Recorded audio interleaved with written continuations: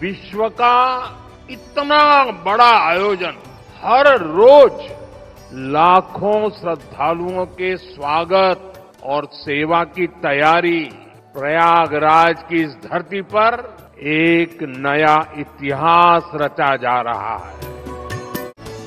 ये एकता का ऐसा महायज्ञ होगा जिसकी चर्चा पूरी दुनिया में होगी। आज देश एक साथ विकसित भारत के संकल्प की तरफ तेजी से बढ़ रहा है। मुझे विश्वास है इस महाकुंभ से निकली आध्यात्मिक और सामूहिक शक्ति हमारे इस संकल्प को और मजबूत बनाएगी। चलो गोता खाएं संगम में, कर तीर्थ स्थावर जंगम में। हर हर हर नर नारायण है, यही आदि अंत परायण है। जहाँ गम अलौकिक ज्योत जले, चलो कुंभ चले, चलो कुंभ चले, चलो कुंभ चले, चलो कुंभ चले, चलो कुंभ चले, चलो कुंभ चले, चलो कुंभ चले, चलो कुंभ चले।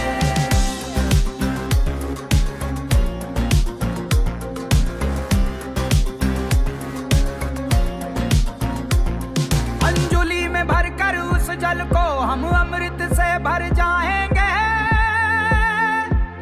है धार धार उद्धार लिए हम पल भर में तर जाएंगे। लिए मन में पावन भक्ति चले, चलो कुंभ चले, चलो कुंभ चले, चलो कुंभ चले, चलो कुंभ चले, चलो कुंभ चले, चलो कुंभ चले, चलो कुंभ चले, चलो कुंभ चले। जहाँ शंख प्राण तक गूंज उठे, जहाँ भक्ति लहर उठ कर बोले। जहाँ पुण्य जगे गहराई से और श्रद्धा भी आंखें खोले। सब उस दर्शन के लिए चले, चलो कुंभ चले, चलो कुंभ चले, चलो कुंभ चले, चलो कुंभ चले, चलो कुंभ चले, चलो कुंभ चले, चलो कुंभ चले, चलो कुंभ चले। हर हर महादेव, जय శ్రీరామ్। నేను మీ నందకిషోర్ శర్మనండి, సిద్దిపేట వాసిని। నేను ఇప్పుడు ప్రస్తుతానికి మహాకుంభమేళ ప్రయాగలో ఉన్నాను। మాటలు చెప్పాలంటే ఈ జీవితానికి ఇది చాలరా అనిపించేటువంటి అనుభూతి కలిగింది నాకు। ఇది బ్రహ్మాండమైన ఏర్పాట్లు, ఇక్కడ సాక్షాత్తు ఆ కలియుగ వైకుంఠాన్నే చూస్తున్నామేమో అన్నంత ఆనందం కలుగుతుంది। ఆ పరమశివుడు కైలాసాన్ని చూశానేమో అన్నంత ఆనందం కలిగిస్తుంది। ఇక్కడ ఎటు చూసినా కానీ హరహర మహాదేవ్ అంటూ నామస్మరణతో కనిపించేటువంటి ప్రతి ఒక్కరి కళ్ళలో ఆనందాన్ని చూస్తుంటే, ఆ పరమశివుడి చేతిలో ఉన్న డమరుకం మన కష్టాలన్నీ కరతీర్చేస్తాయేమో అన్నంత ఆనందంగా కలిగిస్తుంటుంది। ముఖ్యంగా ఒక మాట చెప్పాలంటే, ఇక్కడ ఒక శక్తిపీఠం అమ్మవారిది, మళ్ళీ ఇక్కడ త్రివేణి సంగమం। ఆ సంగమాన్ని చూస్తుంటే కైలాసగిరి నుంచి వేసి శివుడి జటాజూటం నుంచి వేసి వాలుతున్నటువంటి జలపాతంలాగా త్రివేణి సంగమం, అందులో స్నానం చేస్తూ ఉన్న వాళ్ళ ప్రతి ఒక్కరికి కూడా వాళ్ళ జీవితాన్ని ఆనందాన్ని ఇస్తున్నాయి। ఇది మోక్షానికి, ముక్తికి, ఆధ్యాత్మికకు ఇది మొదటి మెట్టుగా కనిపిస్తుంటుంది। ప్రతి ఒక్కరు కూడా హిందువులు వచ్చేసి ఇక్కడ స్థానం ఆచరించేసి వాళ్ళ జీవితాన్ని ధన్యం చేసుకోండి। ఇక్కడ ఉన్న ఏర్పాట్లను చూస్తుంటే యావత్ భూప్రపంచం మొత్తం కూడా ఏంటిది హిందుత్వంలో ఇంత సనాతన ధర్మాన్ని పాటిస్తారా అని చెప్పేసి తలకిందులుగా బిత్తిరిపోతున్నటువంటి ఏర్పాట్లు ఇవి। ఒక విధంగా చెప్పాలంటే మన భూదేవి ఒక 2 రత్నాలను ఇచ్చేసింది మనకు, సూర్యచంద్రుడు లాంటి వాళ్ళను। ఒకటి మోదీ, ఒకరు యోగి। వీళ్ళు మన సనాతన ధర్మాన్ని యావత్ ప్రపంచానికి చాటి చెప్పే విధంగా ఏర్పాట్లు చేసినటువంటి ఇది। ఇక్కడ అఘోరాలే చూసినది, హిమాలయ మహాత్ములనేది, పీఠాధిపతులు ఏంది, ఇవి ఎన్ని చూస్తూ ఉంటుంటే ఇదిరా స్వర్గం అన్నట్టు తిరికించే విధంగా ఏర్పాట్లు చేయడం ఏంటి. ఇక్కడ ఏ ఒక్కరికి కూడా చిన్నది కూడా సమస్య అంటూ లేకుండా సకల సౌకర్యాలు ఏర్పాటు చేస్తుంటారు. భోజనానికి కానీ వాటర్కి కానీ ఇక్కడ ఎలాంటి ఇబ్బందులు కలగనీయకుండా మంచి ఏర్పాట్లు చేశారు. అందులో నేను ఇక్కడికి దాకా రావటానికి కారణం గాయత్రమ్మ గారు, క్రియాయోగి బాబా గారు, లోక్నాథ్ బాబా గారు, వీళ్ళ ప్రోద్బలం వల్లనే నేను ఇక్కడ దాకా రాగలిగాను. వీళ్ళు నాకు పరిచయం అవ్వడం కూడా నా పూర్వజన్మ సుకృతం. ఎందుకంటే ఈ గాయత్రమ్మ అనే ఆవిడ హైదరాబాద్ వాసి, అందులో మన తెలుగువారి ఇంట్లో పుట్టడం మన అదృష్టం. మన తెలుగువారికి ఎంతోమందికి కూడా హిమాలయ మహాత్ములను పరిచయం చేయడమే కాకుండా ఆమె ఒక విధంగా చెప్పాలంటే మన గురించి అని చెప్పేసి ఆ కాశీ విశ్వేశ్వరుడు ఇక్కడ అన్నపూర్ణాదేవి రూపంలో ఈమెను ఏర్పాటు చేశాడేమో అన్నంత ఆనందం కలిగిస్తుంటుంది. ఆమె ఆప్యాయత కానీ, ఆమె ప్రేమే కానీ, ఆమె ముఖంలో చిరునవ్వు చూస్తే చాలు మన జీవితం ధన్యమైపోతుందిరా అన్న విధంగా ఆమె చూస్తున్నటువంటి ప్రేమ మన పైన ఎంతో ఆనందాన్ని కలిగిస్తుంటుంది. కైలాసాన్ని చూసి వచ్చేవారు అనేటోడు చెప్పిన వాళ్ళు ఎవడూ లేడు. వైకుంఠాన్ని చూసి వచ్చి బాగుందని చెప్పిన వాళ్ళు ఎవరూ లేరు. అలాంటి వాళ్ళ ప్రశ్నలకు ఇది ఒక నిదర్శనం. ప్రతి ఒక్కరు వచ్చేసేసి ఇక్కడ దర్శించుకోండి. ఇక్కడ పీఠాధిపతులు ఉన్నారు, పెద్ద పెద్ద గురువులు ఉన్నారు, నాగా సాధువులు ఉన్నారు, అఘోరాలు ఉన్నారు. మనము ఒక్కొక్కరిని చూడాలంటే మన జీవితం సరిపోదు, 10 జన్మలు ఎత్తినా కానీ. ఇక్కడ ఒకే జీవితంలో ఇంతమందిని దర్శించుకోవడం అనేది మన పూర్వజన్మ సుకృతం. కాబట్టి ఇక్కడ దర్శించుకున్న వాళ్ళకు వచ్చేసి పునర్దర్శన ప్రాప్తిరస్తు, చూడని వాళ్ళకు వచ్చేసేసి విశ్వ హిందూ పరిషత్ తరఫు నుంచి వేసే కానీ, మన మోడీ గారి తరఫు నుంచి కానీ, యోగి గారి తరఫు నుంచి కూడా నేను తెలియజేసుకుంటున్నా. స్వాగతం, సుస్వాగతం. హర హర మహాదేవ్. నాకు ఈ అవకాశం ఇచ్చిన వాళ్లకు ప్రతి ఒక్కరికి నమస్కారాలు. జై శ్రీరామ్. गुरुदेव मेरे प्यारे तेरे सहारे, गुरुदेव मेरे प्यारे तेरे सहारे, जीवन अपना बिताना है हमें, जिंदगी का साथ निभाना है हमें। हम जानते हैं तुम्हें मानते हैं, प्रेम का दीप जलाना है हमें, जीवन सफल बनाना है हमें। गुरुदेव मेरे प्यारे तेरे सहारे, जीवन अपना बिताना है हमें, जिंदगी का साथ निभाना है हमें। गुरुदेव मेरे प्यारे।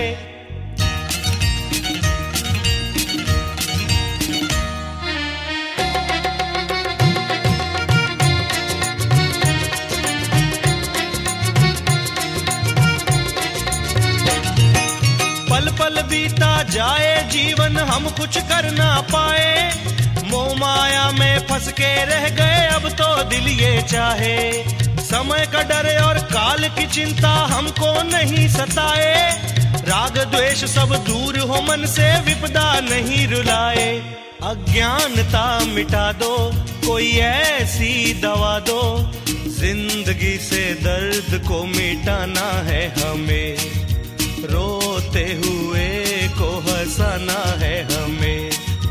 हम जानते हैं तुम्हें मानते हैं, प्रेम का दीप जलाना है हमें, जीवन सफल बनाना है हमें। गुरुदेव मेरे प्यारे।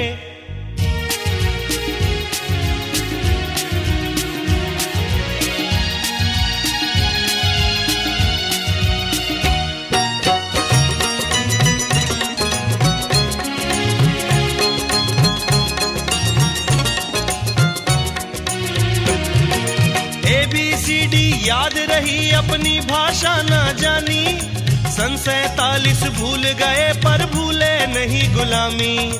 कोई किसी की बात न माने, सब करते मनमानी। पश्चिम के चक्कर में फंस के करते रहे नादानी। है सबसे प्यारी ये भाषा हमारी, सबकी जुबान पे लाना है हमें। जीवन सफल बनाना है हमें। हम जानते हैं तुम्हें मानते हैं, प्रेम का दीप जलाना है हमें। जीवन सफल बनाना है हमें। गुरुदेव मेरे प्यारे,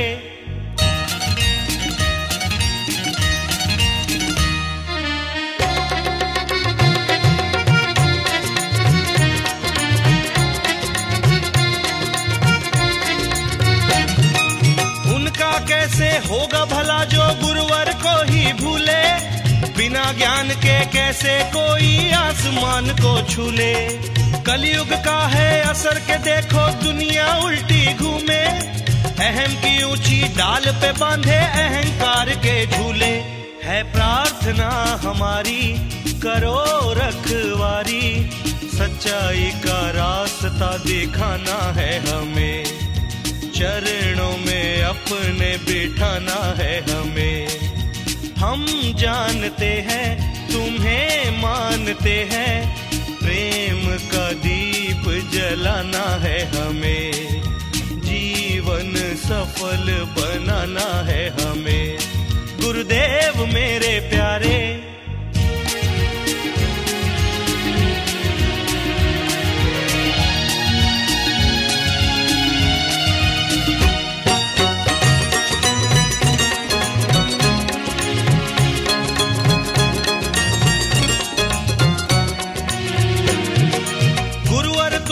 मोक्ष न मिलता अब हमने ये जाना।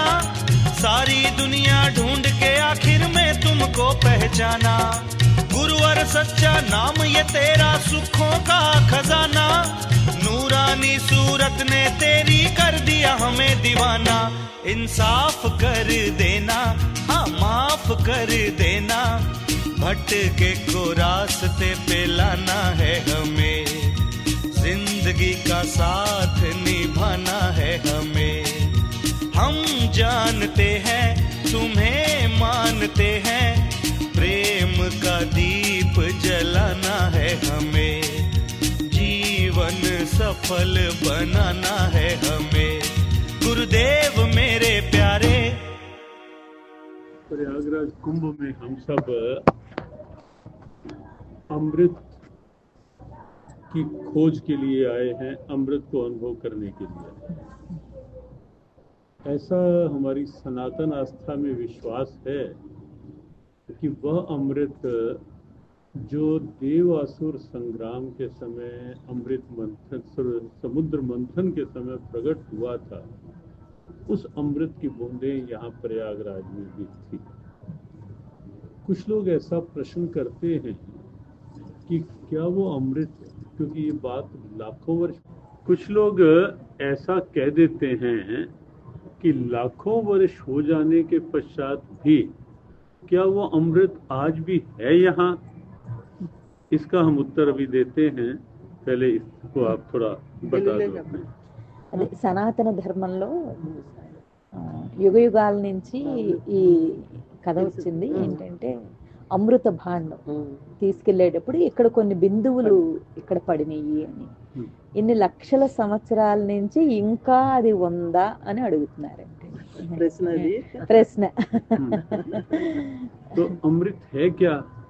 देखो, अमृत का अर्थ ही है जो कभी नष्ट नहीं होता। मृत आ, जिसकी मृत्यु नहीं होती। शरीर की मृत्यु होती है। जो भी वस्तु संसार में है, जो इस आंख से दिख रही है, वो सब नष्ट होती है, वो सब समाप्त होती है। लेकिन अमृत वह तत्व है जिसकी कभी मृत्यु है ही नहीं। वो सदा से था, सदा से है और सदा रहेगा। उसको काल समाप्त नहीं कर सकता। అమృతం అనేది అది ఎప్పటికీ ఉండేది. మనం కంటితోటి చూసే ప్రతి వస్తువు అది నశిస్తుంది. కానీ ఈ అమృతం అనేది కాల పరిపక్వతలో అది నశించదు ఎప్పటికీ. అంటే ఆ మృతం అంటే నష్టపోనిది, చావు లేనిది, చావు లేనటువంటి వస్తువు అమృతం. అది ఎప్పటికీ ఉంటుంది. तो अमृत गीता के अनुसार भगवत गीता में भी अमृत का बहुत चर्चा हुआ है। अमृत को भगवत गीता में स्वयं परमात्मा ने अपना स्वरूप कहा है। 3 बातें भगवान कृष्ण ने कही हैं कि मेरा ही स्वरूप है। गीता में 14वें अध्याय के लास्ट स्टेंजा अंतिम श्लोक में सबसे पहली बात कही, ब्राह्मणों ही प्रतिष्ठा अमृतस्य अव्ययस्य च शाश्वतस्य च धर्मस्य सुखस्य कांतिकस्य च। भगवान कृष्ण ने कहा, अर्जुन ये 3 वस्तुएं जो हैं ये मेरा ही स्वरूप है, मैं ही हूं ये। एक तो अमृत अमृत के साथ शब्द लगा अव्यय, जो हमने कहा ना नाश नहीं होता। तो अमृत को गीता ने कहा अब अमृत अव्यय है, उसकी कभी समाप्ति होने वाली नहीं है, वो मेरा स्वरूप है। दूसरा भगवान ने कहा सनातन धर्म वो मेरा ही रूप है। और तीसरा कहा कि जो परमानेंट पीस है, शाश्वत सुख है, आनंद है, वो परमात्मा कृष्ण कहते हैं मेरा ही रूप है। 3 चीजें, आनंद जो सदा रहे, धर्म जो सनातन है, और अमृत जो अविनाशी है। भगवान कहते हैं ये तीनों मेरा ही रूप हैं। పరమాత్మ ఏమని చెప్తున్నారంటే భగవద్గీతలో 14వ అధ్యాయంలో ఆఖరి శ్లోకాల్లో చెప్పారు. ఏమని చెప్పారంటే అమృతం అని అంటే ఇంకా ఎప్పటికీ ఉండేది, అది అవ్యయం, అది అవ్యయం. ఎంత అది అనుభవించినా ఇంకా అది అలా పెరుగుతూనే ఉంటుంది, కానీ అది తరిగిపోయేది కాదు, అది ఎప్పటికీ ఉంటుంది. అది ఒకటి. రెండవది సనాతన ధర్మం రూపంలో ఎప్పటికీ ఉండేది. ఏక్ అమృత్ హై और एक సనాతన ధర్మ के रूप में है और एक परमानेंट पीस అంటే ఎప్పటికీ ఉండే మన స్వరూప సుఖం రూపంలో అది ఎప్పటికీ ప్రకాశం. నాకు ఒక పాటలో ఇచ్చాడమ్మా, అమృతమునకై పరుగులేలరా, అమృతమును సృష్టించిన శ్రీ హరి మన ఎదలోనే ఉన్నాడు, ఇయ్యరా అతనికై పరుగులు. అంటే భగవంతుడి ముందు అన్ని చిన్నవే అన్ని ఆయన శ్రీకృష్ణుడే నాకు చెప్పాడు. अम्मा कह रहे हैं स्वामी जी, अमृतम के लिए हम बाहर ढूंढ रहे हैं ना, वो अमृत स्वरूप परमात्मा हमारे भीतर है।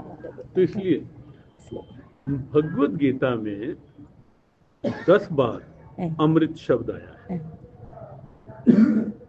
एक तो ये आया कि परमात्मा कहते हैं मेरा ही रूप है, लेकिन उस पर सबका अधिकार भी है।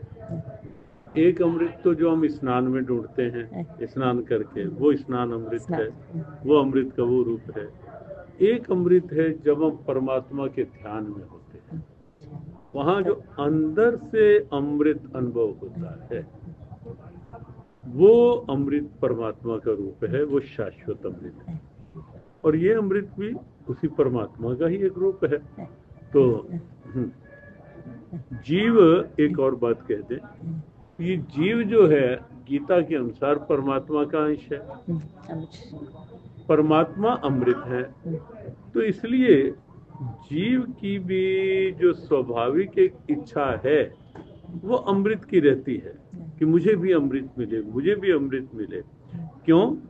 क्योंकि जब तक वो अमृत मिलता नहीं तब तक ये जीव ना तो सेटिस्फाई हो सकता है, परमानेंट पीस पा सकता है, और ना ही जन्म मरण के चक्र से ये जीव मुक्त हो सकता है जब तक उस अमृत का अनुभव नहीं कर लेता।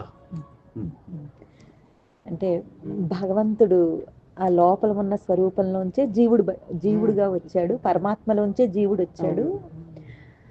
అందుకని ఈ జీవుడు కూడా పరమాత్మ యొక్క అంశే. అవును. దానివల్ల అమృతాన్నే కోరుకుంటాడు. ఆ లోపల ఉన్న వస్తువులో ఉన్నది అమృతమే కాబట్టి అమృతాన్నే కోరుకుంటా ఉంటాడు. పరమాత్మ యొక్క అంశ కాబట్టి పరమాత్మలో ఏదైతే ఉందో అదే కోరుకుంటాడు. అంటే ధ్యానము ద్వారా అమృతం అంటండి, ధ్యానామృత్. ధ్యానామృత్. गीता में वो अमृत मिले कैसे, वो अनुभव कैसे? एक प्रश्न ये है, बता दो पहले प्रश्न. గీత ద్వారా ఆ అమృతాన్ని ఎలా పొందుతాం? वो अमृत कैसे हम अनुभव करते हैं? ఒక పాట పాడి వినిపిస్తాను, స్వామికి చెప్పండి.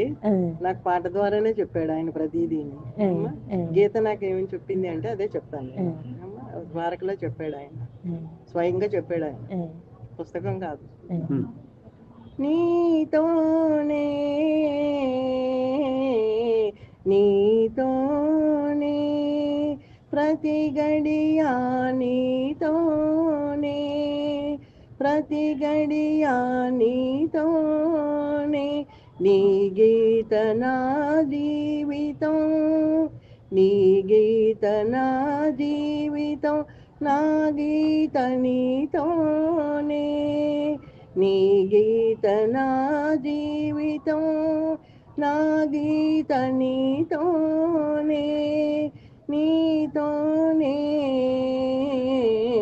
నీతోనే ప్రతి గడియా నీతోనే, దాక్కుని లేవని నేను నేనుగా ప్రకాశించేది నీతోనే, దాక్కుని లేవని నేను నేనుగా ప్రకాశించేది నీతోనే, నీతోనే నీతోనే. చెప్పండి ఆయన. द्वारका गई था ना स्वामी जी अम्मा, उस समय स्वामी ने कहा था నీతో ఆయన గీత నా జీవితం, నా గీత ఆయనతోటే. Gita is his life, her life, And her Gita is and her in his hands. her Gita Her Gita is in his hands. So always the divine. That like that she got a sound. She got the sound. In Dwarka from within. Dwarka. Within. Within. నేను నేనుగా ప్రకాశించేది నీతో, నేను గాయత్రమ్మ లేదు. भगवद गीता के अनुसार अमृत की पहली बात, एक बार आज हम बैठेंगे, एक बार आपके जाने से पूर्व फिर एक बार बैठेंगे. अधिकतर क्या होता है, हम संसार के, जैसे मैया ने कहा कि अमृत है अंदर लेकिन हम बाहर ढूंढ रहे हैं. तो बाहर क्या होता है, बाहर सब कुछ आने जाने वाला है, कमिंग गोइंग, कुछ भी ऐसा नहीं जो आने जाने से अलग. और इसीलिए क्या होता है कि जीव इसी में उलझ के रह जाता है. ये मेरे अनुकूल है तो मैं प्रसन्न, ये नहीं अनुकूल तो मैं परेशान. प्राय यही होगा जीवन में. अनुकूलताओं में जीव जीने का आदी हो जाता है, प्रतिकूलताओं में इसलिए परेशान होता है. अनुकूलताओं में ही सुख मानता है, इसीलिए प्रतिकूलता जरा सी सहन नहीं होती और प्रतिकूलता एकदम दुखी करती है, अशांत करती है. लेकिन गीता का कथन है कि जो सम दुख सुखम धीरम सो अमृत त्वाय कल्पते, जो सुख और दुख में अपनी वृत्ति को सम कर लेता है, स्थिर कर लेता है, ये मान लेता है कि सुख मिला है तो उसकी कृपा है, दुख मिला है, कहीं दुख की परिस्थिति बनी है, ये भी कोई मेरे लाभ के लिए उसकी कोई इच्छा है. मन को सुख आने पर जो अहंकार में नहीं आने देता, इगोइस्टिक सुख आ गया, मैं बहुत सुखी हूँ, मेरे पास ये, वो नहीं होने देता. और प्रतिकूलता आने पर जो मन को निराश नहीं होने देता, भगवान कृष्ण कहते हैं वो अमृत का अनुभव करता है। ఏం చెప్పారమ్మా? అమృత అనుభవం ఎవరు పొందుతారంటే ప్రతి మనిషి జీవితంలో సుఖము వస్తూ ఉంటుంది, దుఃఖము వస్తూ ఉంటుందండి. సుఖం వచ్చినప్పుడేమో మనం పొంగిపోతూ ఉంటాం, గర్వం వస్తుంది, మనకి ఇది ఉంది, మనకి ఇది ఉంది, మనం ఇది చేస్తాం అది చేస్తాం, అలాగా మనకి గర్వం వస్తుందండి. దుఃఖం వచ్చినప్పుడేమో బెంగ పెట్టుకుంటాం, కుంగిపోతూ ఉంటాం. ఇలా గనక మన మనస్థితి ఉన్నంతకాలం మనకు అమృత అనుభవం అందే అవకాశం లేదు. అయితే సుఖం వచ్చినప్పుడు ఇది భగవంతుడు పంపాడు, ఇది కూడా నిజము కాదు, ఇది భగవంతుడు పంపాడు అంతే. దుఃఖం వచ్చినప్పుడు కూడా దుఃఖాన్ని మనకి ఏది నేర్పించటానికి, దేనికోసం పంపాడు అని, ఏదో మనకి జీవితంలో మనకి ఏదో మంచి తెలియచేయటానికి, పాఠం నేర్పటానికి పంపాడని ఆ భావనతోటి గనక ఉంటే, రెండింటినీ ఈక్వల్ మైండెడ్గా సమానంగా గనక మనం తీసుకోగలిగితే అప్పుడు అమృత అనుభవం పొందటానికి మనకు అవకాశం ఉంది. నాకు కృష్ణుడు ఎలా ఏం చెప్పాడంటే అమ్మ, ఆయన తలంపులు ఇవన్నీ నాకు తెలియకుండా దాటిపోతాను. अम्मा कह रहे हैं प्रभु का चिंतन में वो सुख दुख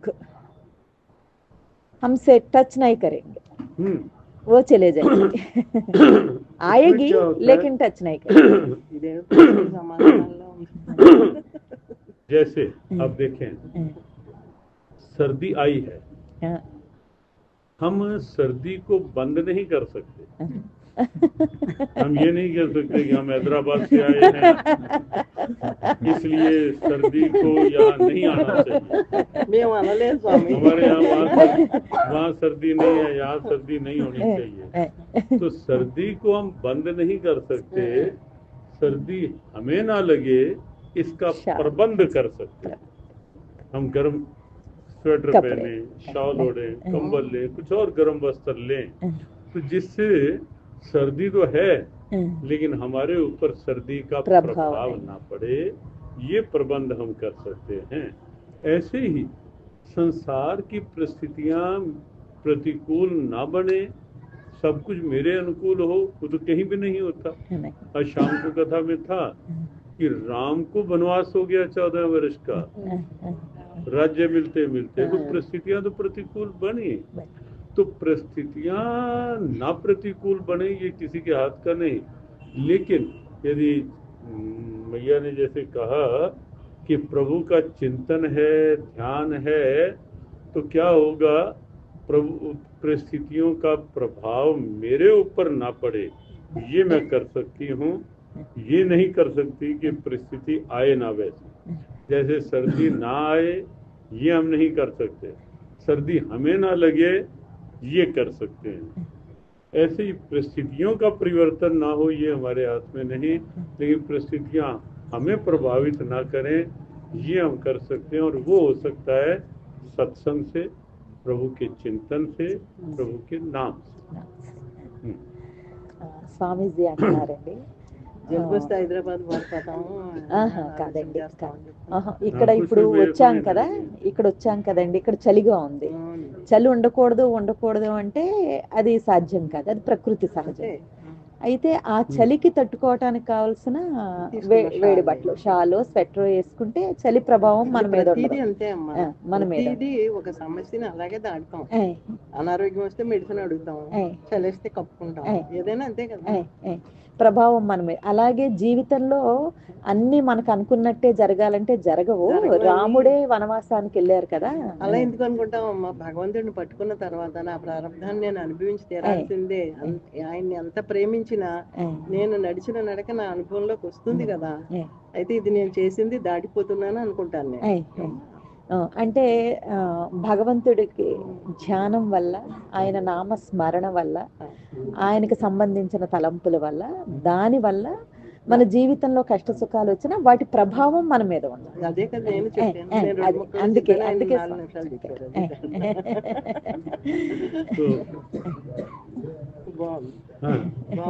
एक तो ये है कि प्रभु का चिंतन वही अमृत है, और उससे क्या होगा, बाहर का प्रभाव नहीं पड़ेगा। तो ये निश्चित समझें आप सब कि जीव परमात्मा का अंश है और बिना परमात्मा के चिंतन के जीव को वह अमृत नहीं अनुभव हो सकता जिस अमृत के मिलने पर जीव परम संतुष्ट हो जाए और परम आनंद में और परम पद पा दे। बिना परमात्मा के वह नहीं मिल सकता। इसलिए कोई ईश्वर को आज माने, कोई कल माने, कोई कुछ वर्ष के पश्चात माने, या कोई कुछ और जन्म चक्कर खा के फिर माने, बिना ईश्वर को स्वीकार किए जीव की गति नहीं है। जीव को अमृत तत्व नहीं मिल सकता जिससे जीव जन्म मरण के चक्कर से मुक्त हो सके और जीवन के रहते रहते दुखों से मुक्त हो सके। परमात्मा कंपल्सरी सब्जेक्ट है जीव के। అంటే పరమాత్మ ఉన్నాడు అనే విశ్వాసం అనేది ప్రధానం. విశ్వాసం అనేది ప్రధానం అండి. ఒకవేళ అది లేకుండా మనం అమృతత్వాన్ని పొందుతాము అని అంటే అది సాధ్యం కాదు. అది సాధ్యం కాదు. జీవుడు భగవంతుడి యొక్క అంశ. మళ్ళీ ఆయన్ని చేరే వరకు కూడా వాడు తృప్తి పొందలేడు. వాడిని చేరే వరకు తృప్తి పొందలేడు. ఆ తృప్తి ఎప్పుడు వస్తుందంటే భగవంతుడిని స్మరించి ఆయన అనుగ్రహం వాడికి కురిసిన రోజు, ఆయన్ని పొందిన రోజు మాత్రమే వాడికి తృప్తి కలుగుతుంది. అది 4 జన్మలు పట్టొచ్చు, 10 జన్మలు పట్టొచ్చు, ఎప్పటికైనా. వాడు విశ్వసించినంత వరకు, భగవంతుడిని విశ్వసించినంత వరకు ఈ జనన మరణ చక్రంలోంచి, ఈ సుఖ దుఃఖాల్లోంచి బయటికి రావటం అనేది అసాధ్యం. ఎవరైనా అంతే అమ్మా. संसार की बात आज की फिर एक बार और बैठेंगे। तो संसार में रहें, क्यों?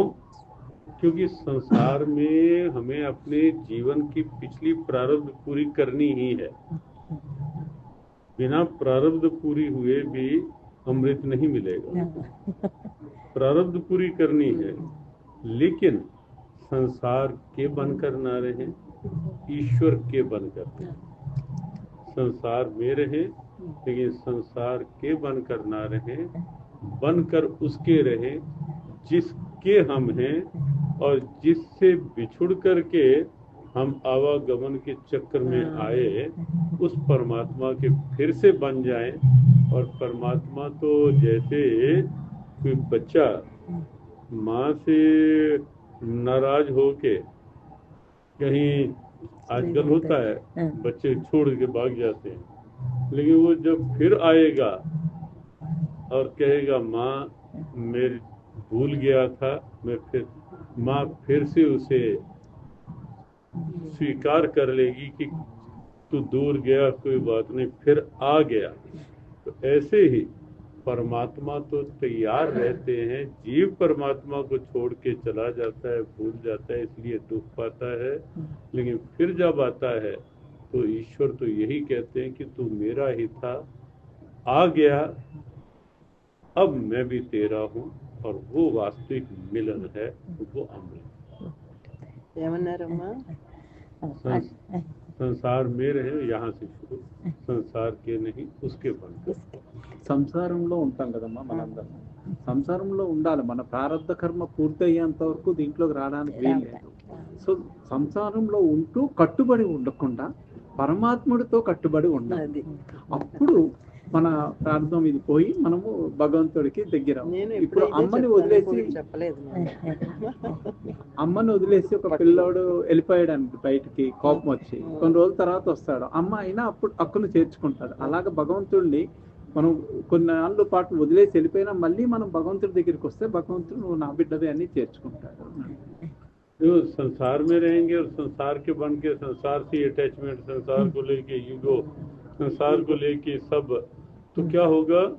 पिछली प्रारब्ध भी रहेगी और नई प्रारब्ध बढ़ेगी, चक्र और बढ़ जाएगा।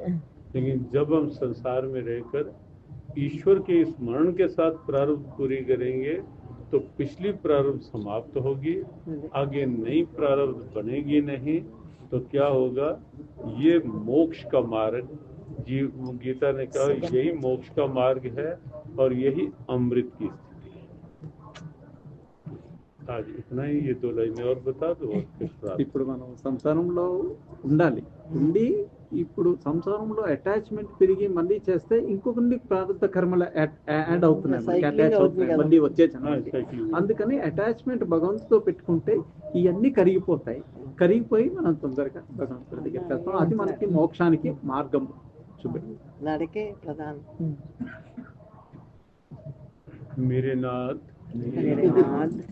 मैं आपको बोलूं नहीं, मेरे नाथ मैं आपसे दूर ना रहूं, आप मुझसे दूर ना रहें, मेरे नाथ आप अपनी कृपा सदा सब पर बनाए रखें, जय श्री कृष्ण, जय श्री राधे, जय भगवत गीते, जय गौ माता, जय गुरुदेव। श्री कृष्ण कृपा सब प्रकार से सब पर बनी रहे। చాలా బాగుంది అన్నానని చెప్పండి స్వామీజీకి. చాలా చాలా బాగుంది. माताजी बहुत प्रसन्न हुए आप। एक बार सब लोग एक दिन और बैठेंगे। ఇంకొక రోజు కూర్చున్నాం. మళ్ళీ చెప్పండి స్వామిని. 3 days 3 days ఉంటారు కదా, 3 days ½ an hour చెప్పండి స్వామి. यदा यदा हि धर्मस्य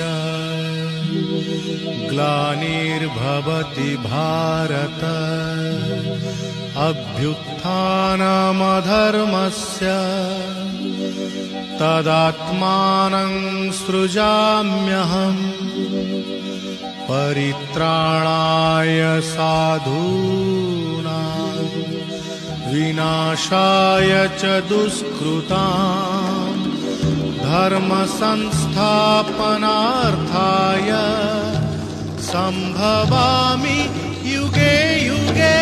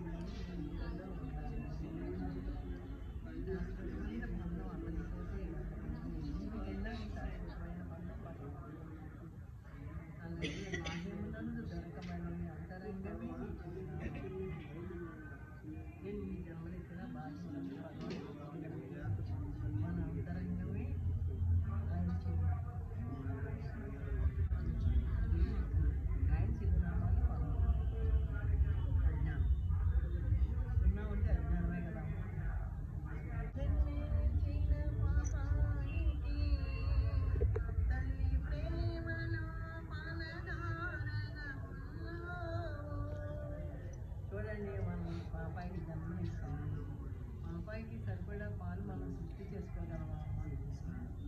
ఈ సృష్టి ఎలా జరుగుతుందని ఆలోచన చేస్తాము. ఆలోచన లేదు. ఎంత అద్భుతం అనిపిస్తుందమ్మా, ఆలోచన చేస్తే అద్భుతం అనిపిస్తుంది.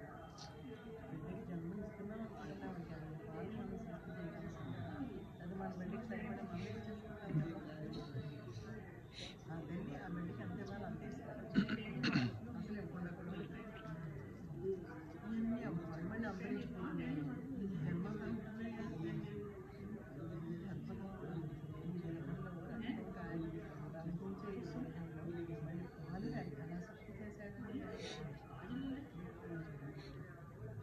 ఇదే పరిశోధన అంటారు, ఆత్మ పరిశోధన అంటే ఆయన యొక్క గొప్పతనాన్ని పరిశోధించాలి.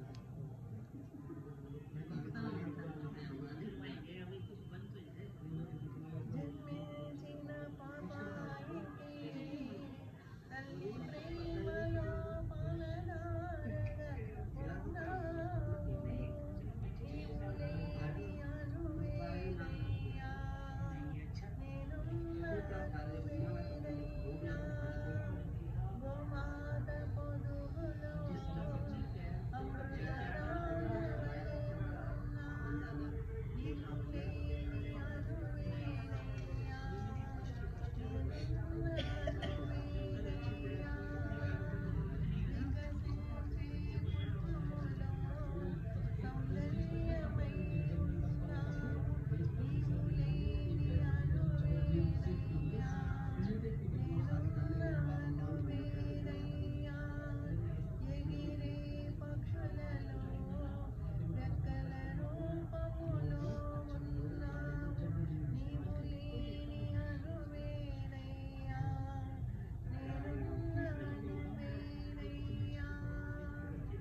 అలా ప్రకృతిలో మనకు కనిపించే అందాలన్నింటిలోనే ఆయనే ఉన్నాడు.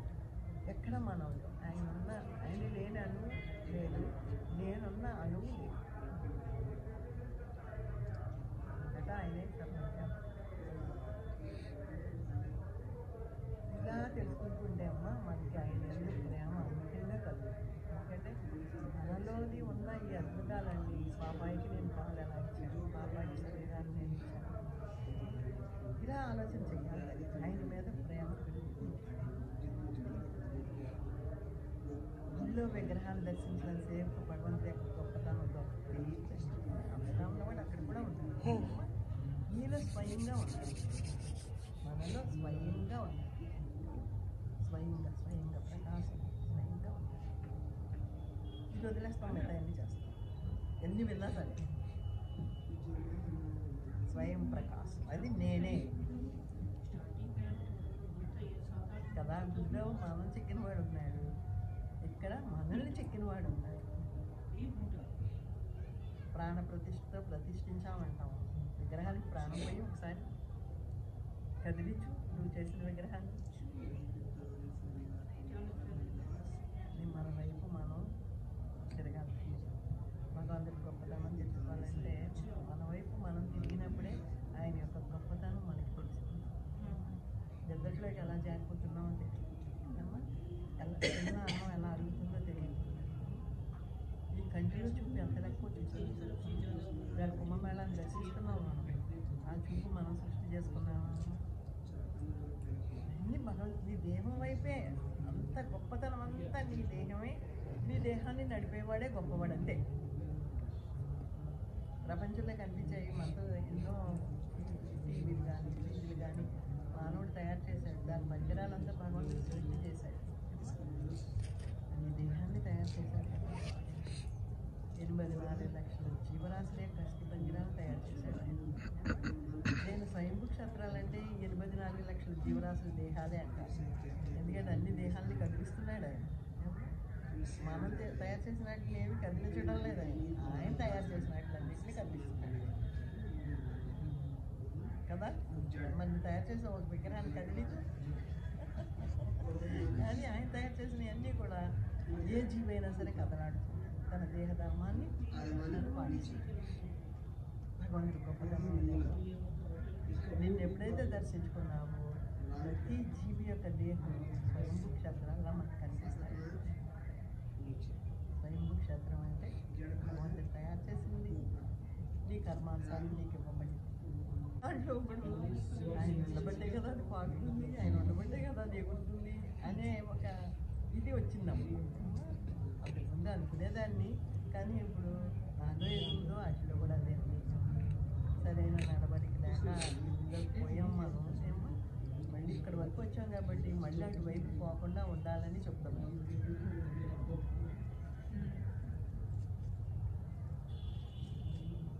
భగవద్గీతలో అదే చెప్పాడట ఆయన, సరిగ్గా నడవకపోతే అవతల వైపు విసిరేస్తానన్నాడు.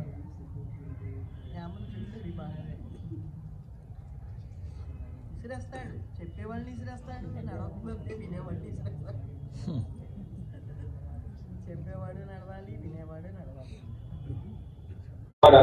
మనతో మునిపుంగమానా సోప్యస్తి యత్ప్రపదతిం న విచింత్యతత్వే గోవిందమాది పురుషం తమహం భజామి.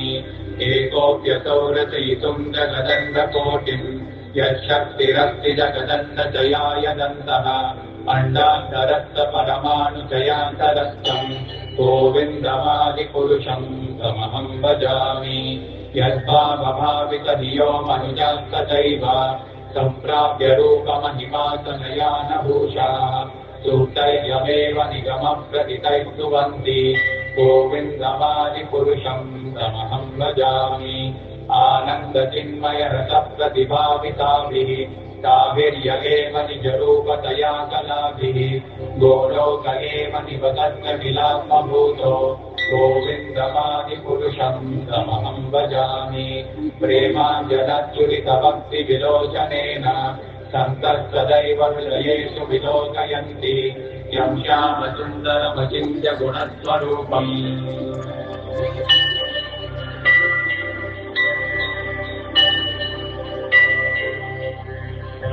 ईश्वरः परमः कृष्णः सच्चिदानन्दविग्रहः अनादिरादिर्गोविन्दः सर्वकारणकारणम् चिन्तामणि प्रकटसद्मसुकल्पवृक्ष लक्षावृतेषु सुरवीरविपालयन्तम् लक्ष्मीसहस्रशतसम्भ्रमसेव्यमानम् गोविन्दमादिपुरुषं तमहं भजामि.